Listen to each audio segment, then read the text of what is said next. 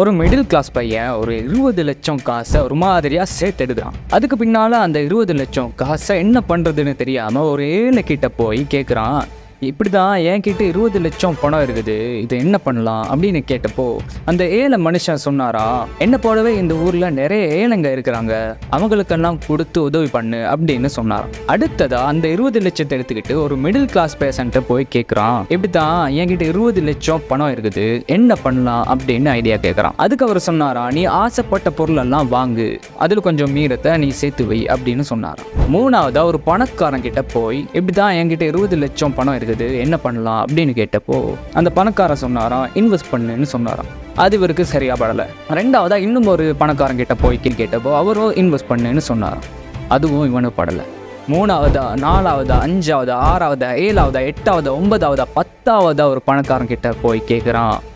அவரும் சொல்கிறாரு இன்வெஸ்ட் பண்ணு அப்படின்னு சொல்கிறாரு.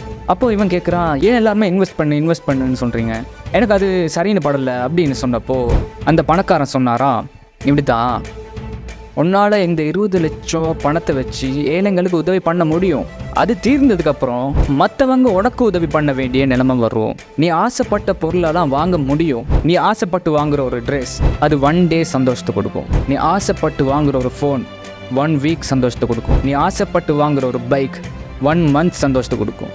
நீ ஆசைப்பட்டு வாங்குகிற ஒரு கார் 6 மந்த் சந்தோஷத்தை கொடுக்கும். நீ ஆசைப்பட்டு வாங்குகிற வீடு 1 இயர் சந்தோஷத்தை கொடுக்கும். பட் நீ இன்வெஸ்ட் பண்ணுற அந்த பணம் லைஃப் டைம் சந்தோஷத்தை கொடுக்கும். நாமளே சேத்துல நாட்டின கம்பு போல் இருக்கிறப்போ மாடு மட்டும் இல்லை, ஆட்டுக்குட்டியாக கட்டினாலும் கழட்டிக்கிட்டு போயிடும்.